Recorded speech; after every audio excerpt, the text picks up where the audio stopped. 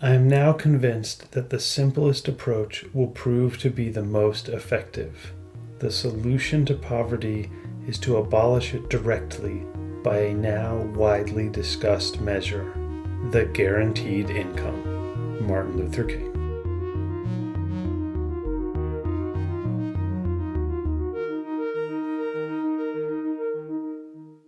Welcome back to Everyday Anarchism, the show that finds anarchism, cooperation, mutual aid, non-domination in your everyday life. I am your host, Graham Culbertson, and today's topic is universal basic income. This episode is being recorded in honor of MLK Day because I think that King is one of the most underappreciated thinkers in American history. That sounds ridiculous because there's a holiday for him, but his thought has really been neglected on the left and the right. On the right, obviously, the parts of his thought that focus on race have been neglected. The right merely wants to quote him saying that he believes in content of the character, not color of the skin, and that's all they want to hear from MLK. The left tends to ignore the more complex elements of his thought, and particularly, it's like a mirror image of the right, the left tends to ignore the way that his thinking, especially later in his life, right before he was killed, was not as much about race and more about poverty. What King was working on when he was killed was a sanitation workers strike, and the sanitation workers in Memphis were mostly black. But they were not entirely black, and they were led by a union that was mostly white. And you can see images of King with white union leaders, black workers, and King himself all together. He was looking for, I would say, an anarchist coalition that transcended and overcame race, and it focused on poverty. And as far as I know, he wasn't reading the anarchists, but he was deeply engaged with the work of Gandhi and Tolstoy. And as you know, Tolstoy was basically an anarchist. He just didn't use the word. Gandhi, in fact, was willing to claim the term anarchism for himself. So King is an anarchist, and King is also a brilliant and powerful thinker who is now not read. I know that's a scandalous claim. Well, let me read you some King over the course of this episode, and you can tell me if this is the King that you were taught in elementary school or college or wherever you were taught him. I was never taught this King, not even in grad school. We've got that opening quote. King says that basic income is now widely discussed. He's writing in the late 60s. We're still discussing it. We're still not really doing it. We should start. Here's why. Let me begin by explaining what a basic income is. The one I am in favor of is a universal basic income. These terms are not always agreed upon, but I'm going to give you a few terms that you can use to parse sense, to make sense of the various kinds of the income. It just means that the government gives people money. It gives everyone money, preferably, in my opinion, every person. Usually it would be every citizen. Maybe it would be different for people under 18. We don't have to worry about those complexities. We can just say everyone. And just like when we say everyone now, there's lots of people we exclude from everyone. People under 18, non-citizens, people who are in prison, people who've been convicted of a felony. Maybe basic income wouldn't apply to everyone in that sense. But as far as I'm concerned, that's an argument for another day. I would just give it to everyone. So the first thing, according to the Basic Income Earth Network, that a basic income should have is that it should be periodic. It's not a lump sum. There's regular intervals. It's like a paycheck. It comes every month or every couple of weeks. The second thing is, and this is a very crucial thing, it is paid in money. So people can buy whatever they want to with it. It's not food stamps. It's not rent assistance. It doesn't go to a landlord. It's just money given to the person. And the third thing is it is given to a person as opposed to a household. So classically, when the government gave money, it gave money to the parents of the household or based on family and based on how many kids you have. And a basic income would just be to individuals. So it's just a chunk of money given to everyone, asterisk, every couple of weeks or month or whatever. That's a basic income. Now I want to distinguish between the two types, the good one, in my opinion, and the bad one. The bad one is what's called a guaranteed minimum income, GMI. This basically says the government will make sure that everyone makes X dollars. So if you have a job that pays you $30,000 a year and the guaranteed minimum income is $40,000 a year, the government will give you $10,000. If you have a job that pays you $50,000 a year, the government will give you nothing. And if you don't have a job, the government will give you $40,000. This sounds right. Let's make sure everyone has at least $40,000. But it seems like there would be all sorts of problems. I mean, why not just quit your job and get the $40,000? It seems like a guaranteed minimum income. The virtue of it is it costs less than a universal basic income. But everyone whose job sucks will probably just quit and get $40,000 from the guaranteed minimum income program. And then it will just become a universal basic income program, but only for poor people. And once a program is only for poor people, it dies because everyone votes against it who isn't poor, and poor people don't vote that much. No, thank you. So instead, let's do a universal basic income. Every individual receives the periodic cash payment from the government. If you make $0, you get the money. If you make $1 billion, you get the money. Everyone gets the same thing. This is some great equality. And you can just tax the billionaires more. They can get $10,000 from the government every month, and then you can take $100 million from them every month. That's not going to cost the government that much money, right? Some people say, why should we give the rich people this money? Well, if we're doing taxes, we can give the rich people the money and then we can just take it back. Easy peasy. Universal basic income. That's the answer. You may know that Andrew Yang, failed presidential candidate and failed mayoral candidate, but all around, in my opinion, very interesting guy, was a big advocate for the universal basic income. In fact, he wanted to do UBI in New York City if he had become mayor. I didn't love everything about his plan, but I liked a lot about his plan. And even a crummy UBI program, and I thought Andrew Yang's was pretty good, is something I want to see because we need UBI. UBI is the answer. So here's Yang. Since 2000, technology has replaced the jobs of 4 million American manufacturing workers and decimated communities throughout the Midwest. With new developments in technology, experts are predicting that 1 out of 3 Americans will lose their jobs to new technology in the next 12 years. We are experiencing the greatest economic and technological shift in human history, and our institutions can't keep up. Without the freedom dividend, that's what Yang calls the UBI, we will see opportunities shrink as more and more work gets performed by software, AI, and robots. Markets don't work well when people don't have any money to spend. The freedom dividend is a vital step to helping society transform through the greatest automation wave in human history. Now, I actually agree with all of that, except the 2000s part. Here's King writing in 1967. Automation is imperceptibly but inexorably producing dislocations, skimming off unskilled labor from the industrial forces. The displaced are flowing into proliferating service occupations. We must create full income, or we must create employment. So that's King in 1967, and he is making the same argument Yang is. The only difference is Yang is saying, hey, look at this new thing that's happening. And King is also saying, hey, look at this new thing is happening. Yang calls it AI, King calls it automation. It's the same process. The jobs are going away, and they're being replaced by some combination of unemployment, shit jobs, and bullshit jobs. Shit jobs are just jobs no one wants. Crummy jobs. A lot of the service jobs are shit jobs. Bullshit jobs are jobs that do not need to exist. So if your job is telemarketing for a company that no one wants to buy anything from, that is a bullshit job. That job exists because someone decided it should exist, but no one wants it. And King is much more willing than I am to consider this idea of full employment. We must create employment, guaranteed jobs. But he emphasizes those jobs cannot be bullshit jobs. He doesn't use the term bullshit. But they can't be the kind of jobs that exist for no reason. He's talking about an FDR-style rebuilding of the country's infrastructure. Either one of those is better than what we have now, but I much prefer UBI for reasons I will tell you. So, who would a basic income help?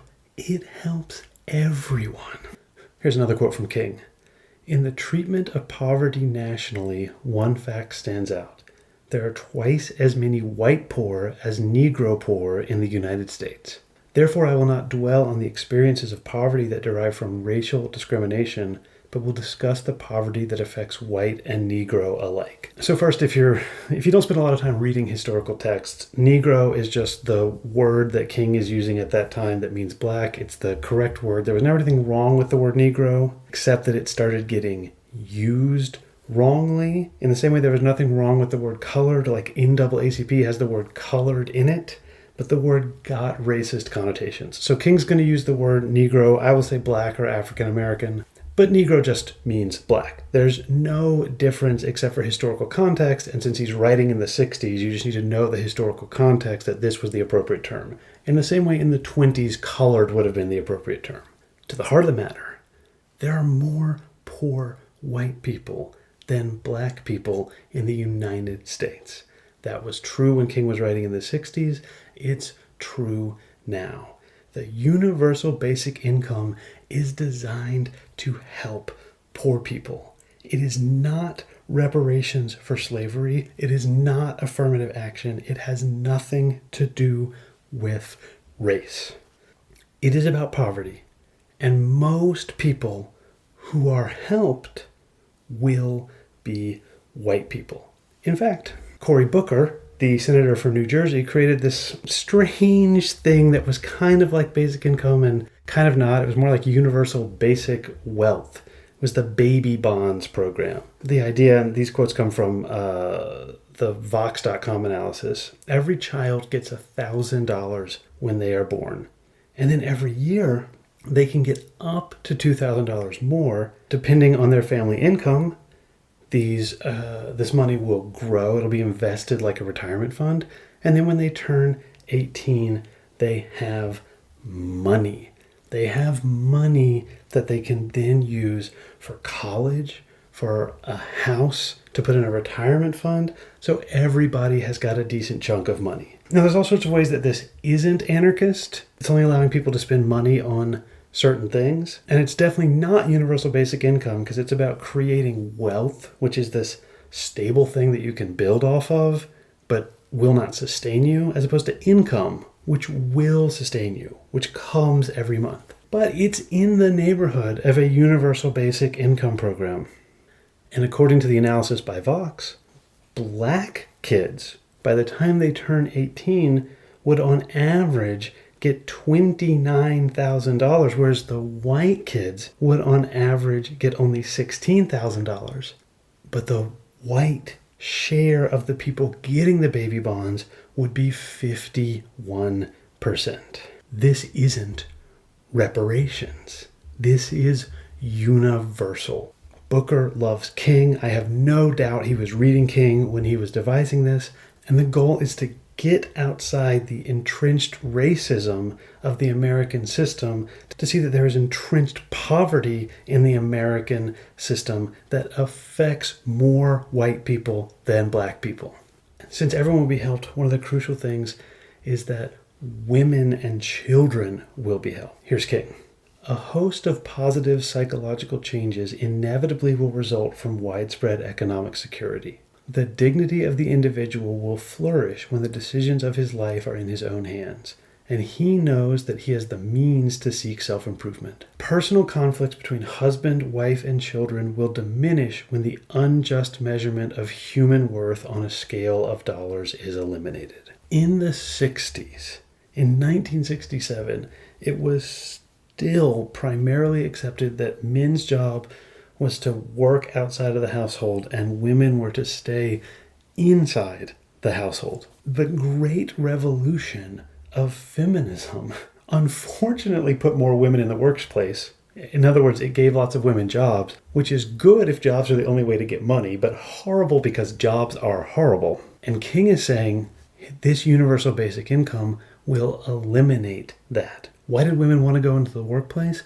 Because they were dependent, because they had no power, because without money, they had no freedom. With a guaranteed minimum income, you get feminism. You get full personhood for women in terms of financial independence, and then they don't even have to get jobs. Hallelujah. No one should have to get a job. But there's one group that King specifies will be helped more than any other group by the universal basic income, and that is Black people. Here's King. We are likely to find that the problems of housing and education, instead of preceding the elimination of poverty, will themselves be affected if poverty is first abolished. The poor transformed into purchasers will do a great deal on their own to alter housing decay. Negroes who have a double disability will have a greater effect on discrimination when they have the additional weapon of cash to use in their struggle. So I asked my students once, when I was teaching this, what makes someone poor? They gave me lots of answers. Housing and education were the two that came up over and over again. The problems of housing and education. And that makes a certain amount of sense, right? If you have a good education and you have a good house, then, well, if you have that good house, it's probably worth some money. But even if you're just renting it, you're in the right place. You're in the right place to have access to a good education. You're in the right place to have access to the kind of people who have access to money and good education. So this is the standard theory. My students were right that this is the standard theory. All we need is people to have good education and good housing, and then they won't be poor anymore. But that's not why people are poor. People are not poor because they don't have access to housing and education. It's the other way around. You don't have access to good housing and you don't have access to good education if you are poor. And it's especially worse for Black people because of discrimination. So someone who is poor is disadvantaged, and someone who is Black is disadvantaged, and someone who is poor and Black suffers a, quote, double disability. That's King, a double disability. Especially when you think about all of the ways that Black people and poor people are kept out of the places that have education and housing. We still haven't answered the question, though. What makes someone poor? It's very simple. Lack of money. And King has utterly convinced me. The lack of education and the lack of housing are downstream from the lack of money. They're not causing the lack of money. They are caused by the lack of money. So once poor people have money, they'll have access to housing and access to education. Black people face the additional disability of racism, but King thinks that Black people with lots of money can overcome most of the problems of racism. I think he's right. We would have to try universal basic income to find out, but I'm ready to find out. Which leads me to one big question. This is a sensitive topic, but I think it is important to discuss it. As we on the left are struggling to make a more just country, should our focus be on poverty or race? Or can we do both at the same time? There is no clear answer to this. So I'm going to give you two very, very different answers. The first is coming from Ta-Nehisi Coates. He was writing for The Atlantic. He's an African-American writer. The second is coming from K.A. Dilday, also an African-American writer, also writing for The Atlantic. I picked these two to show you how complicated and difficult this question is. So here's Coates. And there can be no conflict between the naming of whiteness and the naming of the degradation brought about by an unrestrained capitalism, by the privileging of greed and the legal encouragement to hoarding and more elegant plunder. I have never seen a contradiction between calling for reparations and calling for a living wage, on calling for legitimate law enforcement and single-payer healthcare. They are related, but cannot stand in for one another. I see the fight against sexism, racism, poverty, and even war finding their union not in synonymity, but in their ultimate goal, a world more humane. So Coates's argument is that oppression takes many, many, many forms, and you have to fight against all of them. One of them is greed, is capitalism, is the thing that has created poverty. Another one is racism, is white supremacy, is the thing that has made poverty worse for non-white people and has created things like systemic police violence against Black Americans. And Coates thinks we need to do both of these fights. We need money for all poor people, and we need reparations for the victims of slavery. I don't know if you noticed, though, King didn't think that. And this is one of the things that makes King unpopular on the left. And I'm going out on a limb here in disagreeing with Ta-Nehisi Coates, but I agree with King. I think King is right. I think something like systemic racism at this point in American society is caught in an endless cycle, the poverty racism cycle. And if you break the poverty cycle, you will break the racism cycle. Maybe I am hopelessly naive and wrong. But one, if I'm agreeing with MLK, and I don't mind agreeing with King, the greatest thinker America has ever produced. If not the world, is King the greatest thinker the world has ever produced? I mean, I'm pretty partial to Kropotkin, but yeah, okay, King is probably the greatest thinker the world has ever produced. The second thing is, I'm happy to find out if we have been doing affirmative action, which is the elite technocratic version of reparations. Reparations for black children of lawyers and doctors and engineers. That isn't working.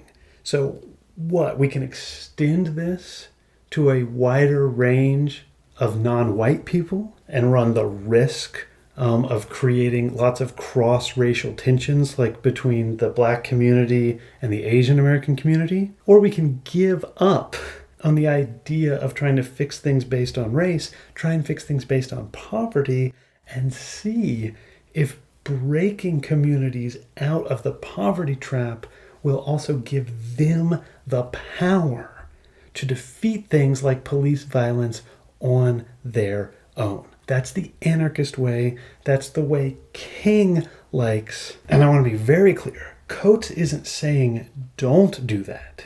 Don't stop capitalism. Coates is saying you need to fight capitalism as capitalism and capitalism as racism separately, and the two strands will come together. This isn't a bad argument. It might even be right, but I don't think so. I think King is right. He fought racism as racism first. And once he had made huge gains, he and his movement and America made huge gains on race, especially in terms of the legal system, King realized poverty was not only going to prevent black people from realizing all of those gains, but was also going to hurt all Americans. Even rich Americans are hurt by poverty, King says. So that's where King goes. And here's Kay Dilday, as I promised, agreeing with that as well. This is not to argue for an equivalence of historical suffering between whites and blacks, but to emphasize that white supremacy in the U.S. is a strategy,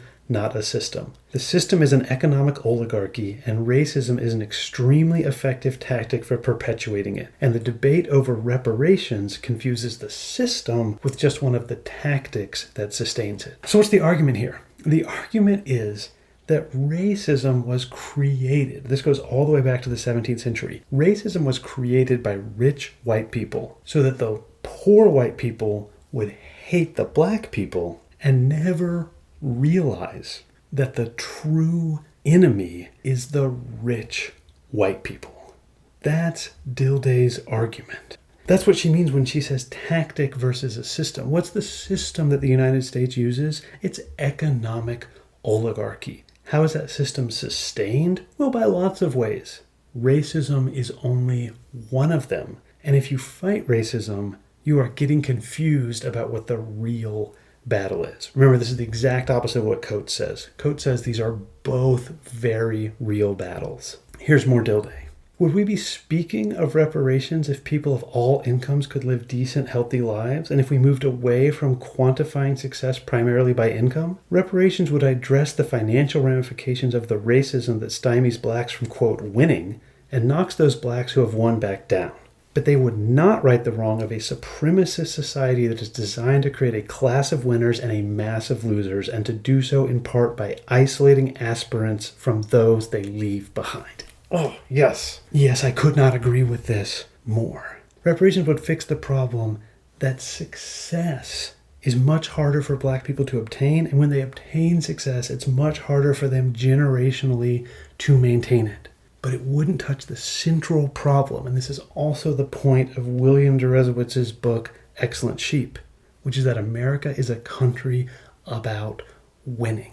And if you win, you get whatever you want. And if you lose, you are just permanently left out. Reparations runs the risk of creating some black winners to go along with the white winners and just shifting around the racial makeup a little bit of the top 1% and the bottom 99%. Here's more Dilday. The focus should be on transforming the oligarchy, not on lifting up any one segment of society. Reparations are a sideshow. We are living in the now, in which millions of people of all races and ethnicities are forced into degradation, ill health, and despair in this rich nation. Overturning that system is a goal that is not out of reach for a people who had the intellectual, political, and social will to survive slavery and beat back Jim Crow. Awesome.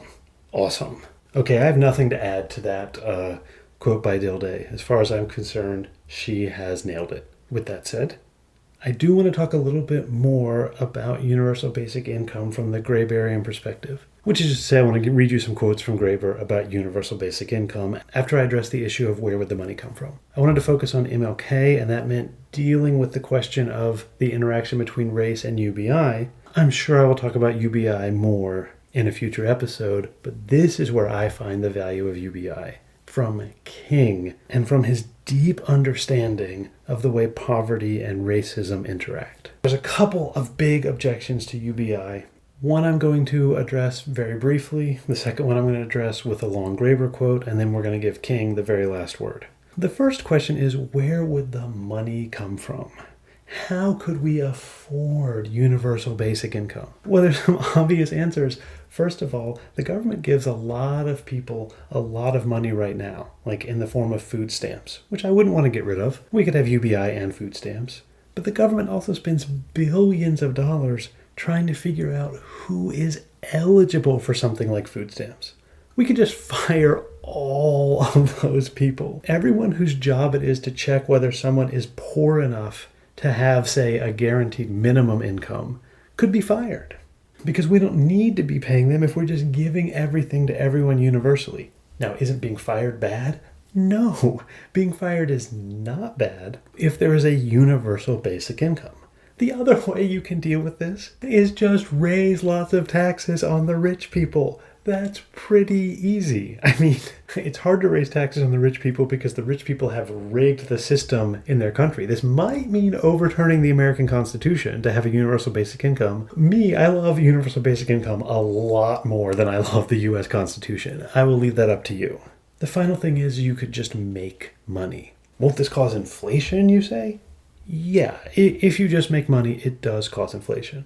But that's not that big a deal, as long as you match the UBI to inflation. Now, you might create a runaway inflation scenario. I don't have time to work through all the reasons why I think that might or might not happen. But what happens during inflation? People get upset because their paychecks don't go as far. So what if the U.S. is just making more money? What would happen over time? The U.S. dollar would be worth less, but that wouldn't be a problem for people who don't have a lot of money but are depending on universal basic income as long as UBI is going up with inflation. Who is hurt with runaway inflation? Well, as long as you are matching inflation with universal basic income, the main people who are hurt by inflation are the people who already have lots of money.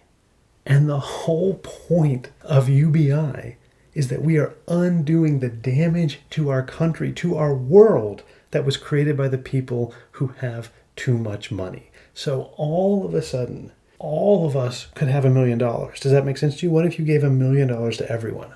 Well, the price of bread would go up a lot, but as long as everybody has $1 million, they can afford the more expensive bread. What would happen to all the millionaires? Well, right now, if you have $10,000 and someone else has $1 million, they have a lot more money than you. What if we gave everybody $1 million? Well, now you have $1,010,000 and they have $2 million. Do they have a lot more money than you? No. Is $1 million worth a lot less now than it used to be? Yeah, but that's okay. That's only hurting the millionaires. I imagine this will get me some angry emails, and I will do an episode on money and anarchism at a future date. Here's the other thing. If everyone has money, will anyone work a job? Well, hopefully no one will ever work a job again because jobs suck. But this idea that if people can afford to live a happy and comfortable life, all they will do is sit around and play video games as opposed to gardening, as opposed to making things, as opposed to caring, as opposed to teaching, I think this is a massive misunderstanding of how most people want to live their lives. Here's Graeber. Basic income might seem like a vast expansion of state power, since presumably it's the government or some quasi-state institution like a central bank that would be creating and distributing the money. Even a modest basic income program could become a stepping stone toward the most profound transformation of all, to unlatch work from livelihood entirely. A strong moral case can be made for paying everyone the same regardless of their work. Yet this would at the very least require some kind of monitoring bureaucracy to ensure that people were in fact working, even if it did not have to measure how hard or how much they produced. A full basic income would eliminate the compulsion to work by offering a reasonable standard of living to all, and then either leaving it up to the individual to decide whether they wish to pursue further wealth by doing a paying job or selling something, or whether they wish to do something else with their time. Alternately, it might open the way to developing better ways of distributing goods entirely. Money is, after all, a rationing ticket, and in an ideal world, one would presumably wish to do as little rationing as possible. Obviously, all this depends on the assumption that human beings don't have to be compelled to work, or at least to do something they feel is useful or beneficial to others. This is a reasonable assumption.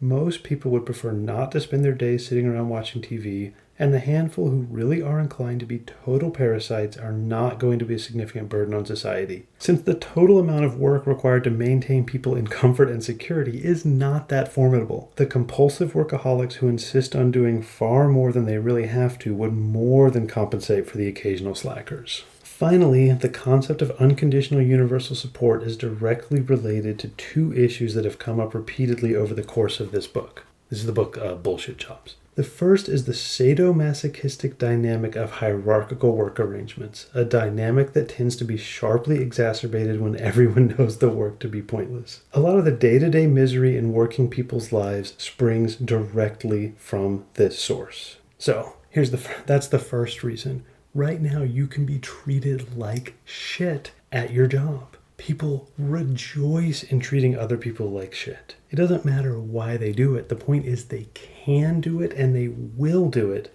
if they know that people cannot quit their jobs. So, if you have a universal basic income, you can still work at a job, but the boss can no longer torture you. That doesn't sound too bad to me. Here's the second one. Here's Graeber. If universal basic income was instituted, it's very hard to imagine pointless jobs continuing to exist. One could well imagine people who didn't have to work to survive still choosing to become dental assistants or toy makers or movie ushers or tugboat operators or even sewage treatment plant inspectors. It's even easier to imagine them choosing to become some combination of several of these. It's extremely difficult to imagine someone living without financial constraints choosing to spend any significant amount of their time highlighting forms for a medical care cost management company, let alone in an office where underlings were not allowed to speak. In such a world, Annie, who was a real person who worked for a medical care cost management company and wasn't allowed to speak, would have no reason to give up on being a preschool teacher, unless she actually decided she was no longer interested in being a preschool teacher. If medical care cost management companies continue to exist, they would have to figure out another way to highlight their forms. No doubt, a certain proportion of the population of a free society would spend their lives on projects most others would consider to be silly or pointless. But it's hard to imagine how it would go much over 10 or 20%. But already right now, 37 to 40% of workers in rich countries already feel their jobs are pointless. Roughly half of the economy consists of or exists in support of bullshit. And it's not even particularly interesting bullshit. If we let everyone decide for themselves how they were best fit to benefit humanity with no restrictions at all, how could they possibly end up with a distribution of labor more inefficient than the one we already have? To put my own gloss on this briefly, Graeber's point is people say, well, if everyone got paid, why would anyone do any work? Well, it seems obvious that lots of people would still do work, like making food and making art and caring for children and healing the sick. The only jobs that would go away are the ones that we don't actually need, but are maintained for profit or to satisfy the vanity of rich people. That seems to me a pretty good argument for universal basic income. But like I said, I'm not going to take the last word, and neither is Graeber. Here's King. The curse of poverty has no justification in our age. It is socially as cruel and blind as the practice of cannibalism at the dawn of civilization, when men ate each other because they had not yet learned to take food from the soil or to consume the abundant animal life around them. The time has come for us to civilize ourselves by the total, direct, and immediate abolition of poverty. Thank you so much for listening. Remember, you can send questions or comments to everydayanarchismpodcast@gmail.com. And also remember, if you can, any help would be so welcome. You can go to everydayanarchism.com and pledge some support. If you're unable to pledge some support, you can still help by sharing the word with more people, because the more people that find out about the show, the more people who will be in a position to help the show continue. For those of you who have already given to the show, thank you so much. All that's left for me to say is that the theme music, which you're about to hear, is by David Hill.